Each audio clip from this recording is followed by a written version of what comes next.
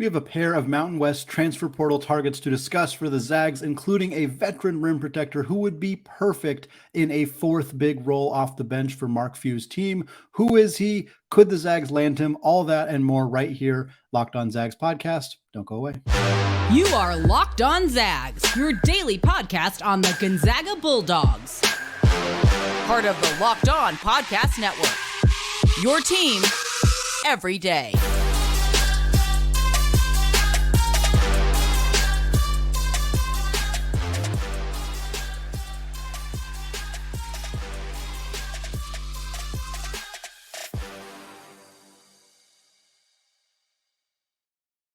What is going on, y'all? Welcome into the Locked On Zags podcast, part of the Locked On Podcast Network, your team every day.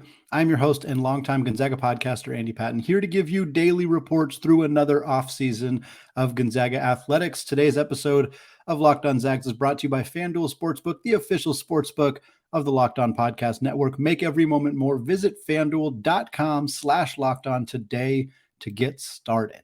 Happy Monday, folks. Today is what I am calling Mountain West Monday, as we are going to look at a pair of players the Zags could add via the NCAA transfer portal. One big, one guard, both coming out of the Mountain West Conference. We're going to close out the show discussing an update on the women's basketball team and the 3-on-3 tournament that they participated in over the weekend, what it might mean for them next season. Here on Monday, happy Monday to those of you listening here to start out the week. And we're going to lead off the show talking about a center from UNLV. His name is David Mouka.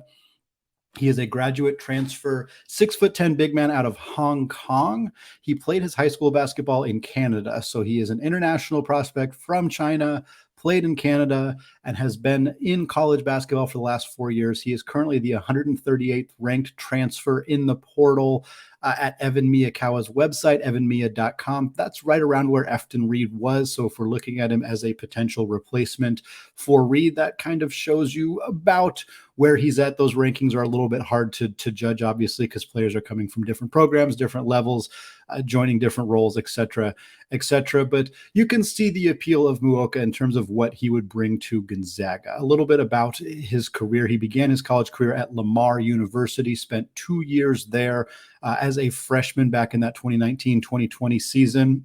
He played 32 games, played about 17 minutes a night, only averaged 3.5 points, but he did average 4.5 boards. And most importantly, which we'll talk about more, 1.8 blocks per game. He then broke out and had the best year of his collegiate career in his second season with Lamar. That was in that 2020-21 season. Played 25 games for them, about 27 minutes per night, 5.4 points, but 7 rebounds and 2.9 blocks per game. That is the key. He is a legitimate rim protector. After that season at Lamar, he transferred to UNLV, spent the last 2 years with the Runnin' Rebels, 32 games in each of the last 2 seasons, has been more of a bit player for UNLV, only played 13 minutes per game in his first season, averaged 4 boards and 1 block per game and 2.7 points. And then last season, his final year at UNLV, his 4th college season, 18 minutes a game, 4.5 points, 4.7 rebounds, 1.4 blocks. He's a career 54% scorer, 54% shooter, I should say. And we don't need to separate 2 points and 3 points because he has never taken a 3-point shot in his college career, considering he is a career 42% free throw shooter. Probably a good thing that he has not taken any shots from outside of that range. That is very clearly not part of his game. So up to this point, you have probably noticed this guy doesn't score very much at all. He's just a rebounder and a shot blocker. Yes, that is correct. And I think that that's okay. I imagine that if we heard an announcement that Gonzaga added a player like David Mouka, or specifically David Mouka, I think a lot of people would look at those numbers and be like, well, that's uninspiring. He's never even averaged more than 5.5 points per game in his career. Doesn't play a lot of big minutes or whatever. But to me, I think you have to look at what Gonzaga needs and figure out how they can find players that specifically fit those roles. Case in point here with David Mouka. Right now, he's a graduate transfer. He's got 1 year of eligibility left. The list of schools that have shown interest in him is not a list of schools that you typically see Gonzaga showing up alongside. There are 2 high major programs on this list. One of them is Vanderbilt, who has seen a tremendous exodus of players from their program. One of them is Washington State, and they need some help in the front court after losing a handful of players to the transfer portal. The rest of the schools on this list, I don't want to make it seem like it's a bad list of programs, because it's not, but they're all mid-major programs. You have New Mexico State, you have Oral Roberts, Boise State, Leon Rice's teams involved here, Nevada, Cal Baptist, Pacific out of the WCC, and UC Santa Barbara. That's the list, the most recent list that I have seen on Muoka up to this point. These lists don't always mean everything. Sometimes there's programs interested that haven't indicated yet. Sometimes players are putting schools on there that maybe don't actually have that much interest in them. I think in this case, I think right now, a lot of programs are probably in a holding pattern because they're waiting to find out what's going to happen with players like Musa Cisse from Oklahoma State, or Aziz Bandago from Utah Valley, or Connor Vanover from Oral Roberts, 2 players we spoke about last week on the podcast. You everyday listeners know all about Bandago, all about Connor Vanover, all about Naheem McLeod, who we also spoke about on a recent episode. Those guys are kind of the top tier of the center market, specifically the rim protecting defensive center market. And I think that teams that are interested in those guys, like we presume Gonzaga is, if they don't land some of those players when programs are realizing, hey, the portal's starting to dry up a little bit, some of that top tier center talent isn't there anymore, who are we going to turn to next? I could see Muoka being a name that starts to come to people's attention at that point. But really what it's going to come down to is what he wants out of his final year of collegiate eligibility. Because if we're being completely honest here, and this isn't going to surprise anybody, I don't think, I'm not envisioning David Mouka being a guy who would come to Gonzaga and play big minutes. He's not going to play over Graham Ike. He is not going to play over Anton Watson. He is not going to play over Ben Gregg. He would compete for minutes at the 4th big alongside Braden Huff, alongside Caden Perry, alongside potentially Yo or Tui, if those guys were to kind of fit into the big man rotation as freshmen or first year players for Gonzaga.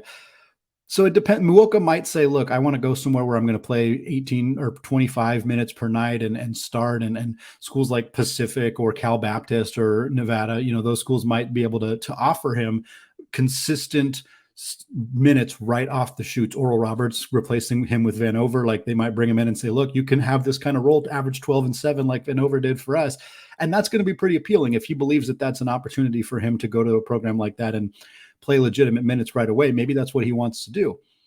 But if you're Gonzaga and you're looking for a guy, you could go to him and say, look, we need rim protection. We need a guy who's going to give us 10, 12, 15 minutes a night. Some nights it might be 8. Sometimes it might be 18. It just kind of depends on the need and the situation. But we need somebody who's going to come in and protect the rim, who's going to force other guards to shoot off-balance shots, who's going to gobble up defensive rebounds, and who's really going to help keep us in the games on the defensive end of the floor, because that is an area of need for Gonzaga right now. Muoka is 6'10", so he would be bigger than all of the rest of Gonzaga's bigs who are in the rotation for next season. He's the only accomplished rim protector out of the group. In fact, I think he was 5th in Mountain West.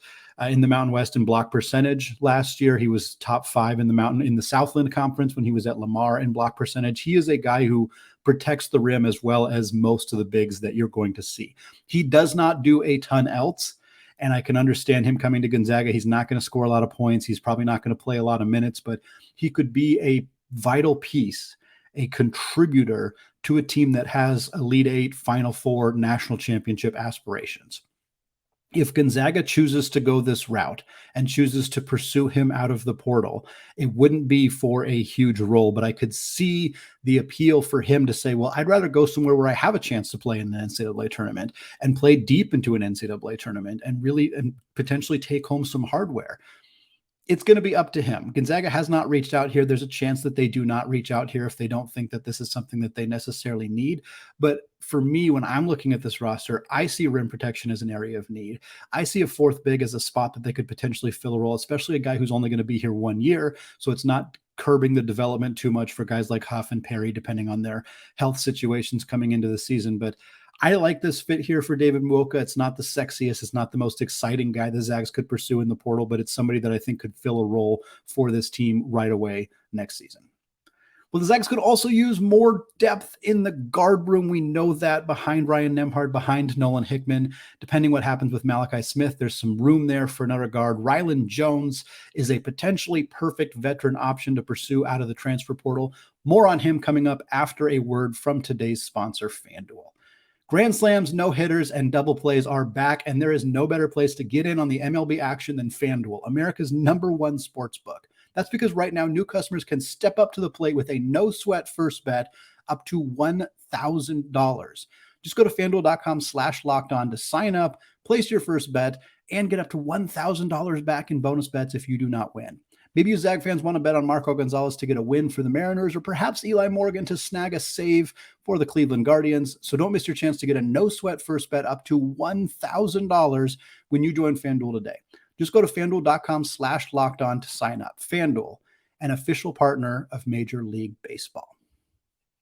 All right, folks, I want to thank all of you for making Locked On Zags your first listen of the day. And for you everyday listeners, you've already been hearing so many portal updates, so many fantastic players that are out there available that the Zags could be pursuing in the portal. We got one more for you today, and we got plenty more coming your way this week. We're also going to do some NBA draft stuff as we look ahead to the Combine, which starts next week.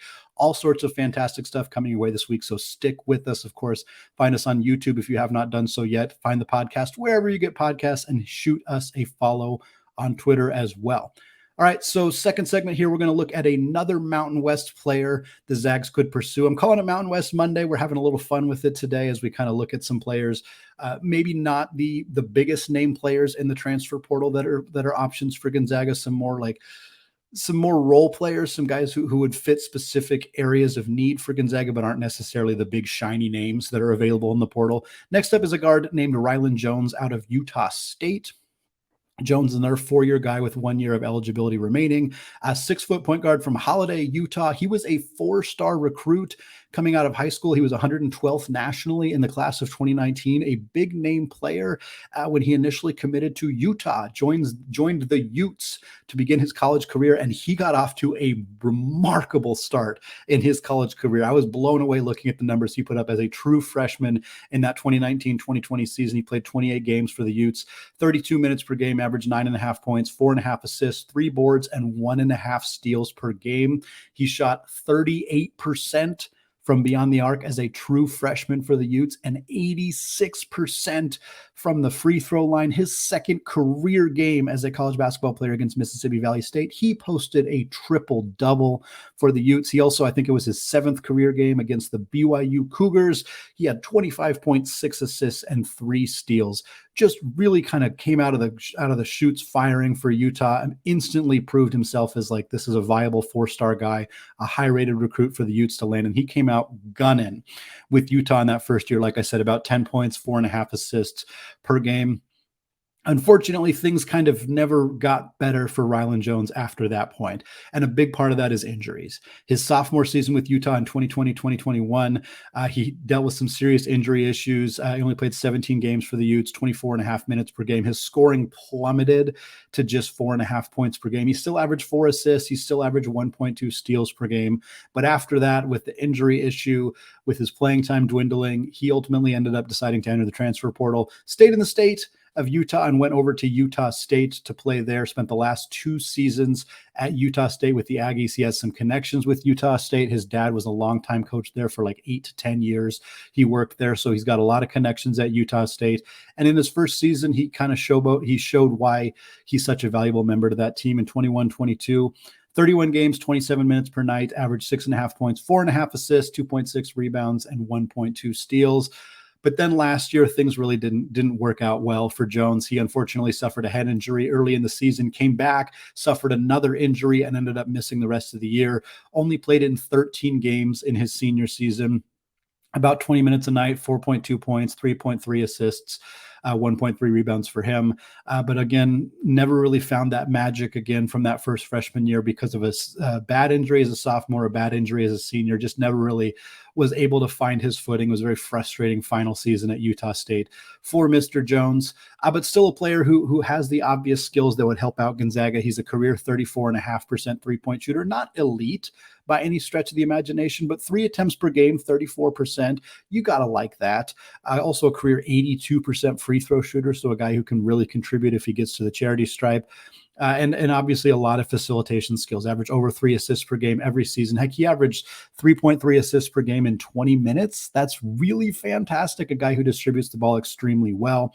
Graduate transfer with 1 year of eligibility left, like we said. Have not seen a list of programs on Rylan Jones just yet. I know a lot of Utah State fans are kind of hoping or optimistic that he may choose to remove his name from the portal and come back for another year with the obvious connections he has at Utah State. It's understandable. The new head coach there would have to be able to find a way to recruit him. VCU has been mentioned, which makes sense since Odom, the former head coach, Ryan Odom at Utah State, took the head coaching job at VCU. So certainly if there's a connection between Coach Odom and Jones, you could see him potentially heading out to VCU. And again, somewhat similar to the situation with Muoka, it kind of depends on what Jones wants. I suspect that Jones may want to maybe move down a level and move to a situation where he can play 30 minutes a night and kind of showcase the skills that made him a 4-star talent. That's not going to be Gonzaga. If that's what he's shooting for, I think that the conversation ends fairly quickly between these two sides because Jones is aware of the fact that Gonzaga is already planning to start 2 point guards next year in Ryan Nembhard and Nolan Hickman, and coming in to be the third point guard, maybe not a situation that would be super appealing to him, but it would be super appealing to Gonzaga. I think that he's the kind of player, a veteran guard. I mean, this is the kind of addition Gonzaga has made in the past. Gino Crandall sort of fits this bill here. Aaron Cook sort of fits this bill here.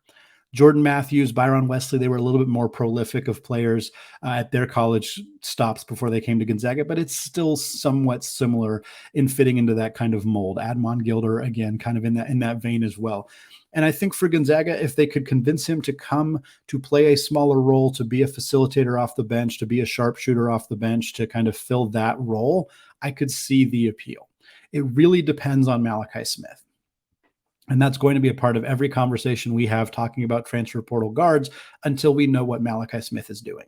If Malachi Smith returns, I don't think Rylan Jones would have any interest in coming to Gonzaga. And I would not blame him, because then you would have Nembhard, you'd have Hickman, you'd have Malachi Smith. All those guys are locked into roles. And then you have Dusty Stromer, who I don't think is going to play. He's not going to not play as a freshman. I think his role might be fairly limited. I think fourth guard is probably a decent spot for him to be. If he ends up being more mature, more ready to go, you can play more 3-guard lineups, potentially in place of Steele Venters, depending on how he's looking as a first-year player in the Gonzaga system. Like, there's a lot of options for Gonzaga if they wanted to play Stromer more minutes. But I think you don't add a player like Jones along with Malachi Smith. I mean, if he really wants to come, great. I think you take him and you're happy with it, but I would be surprised if he wanted to enter into that situation.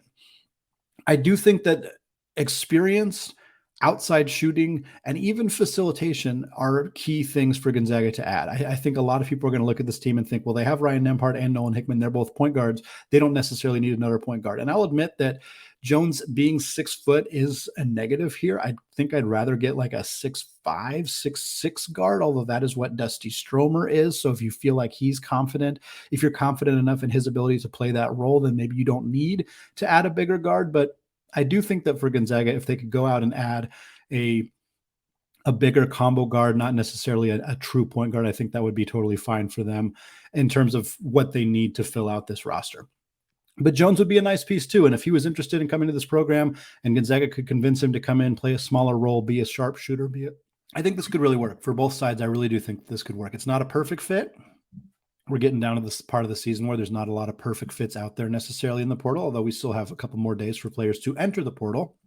And we will continue to see players jump into the portal before that May 11th deadline. But Jones is the kind of player that I think, again, it's not going to jump off the page. There's not going to be a whole bunch of articles written about it. It's not going to dominate the Twitter headlines if Rylan Jones commits to Gonzaga. But it's the kind of move that I think shrewd teams who are trying to build rosters, who know they have 8 or 9 places to play with in terms of how many players they're going to play on a nightly basis, adding a player who fits a specific role, who can come in and do that job and who is willing to do so, makes a ton of sense. If Jones ends up being that guy, I would love this fit for the Zags. All right, well, 4 members of the Gonzaga women's basketball team dominated a 3-on-3 tournament against programs like Tennessee and Creighton and Duke and Utah. What does it mean for next year? We're going to tell you coming up right after this. All right, segment 3, still any patents, still Locked On Zags. Switching away from talking about Mountain West Monday transfer portal targets for the Zags. Instead, we're going to talk about the Lady Zags, specifically a quartet of women's basketball players on the Gonzaga teams. Yvonne Ejim, Brynna Maxwell, Calli Stokes, and Esther Little. The four of them participated in a 3-on-3 tournament in Colorado Springs, Colorado, part of Team USA. It is a 3-on-3 women's basketball tournament. There's a men's tournament as well.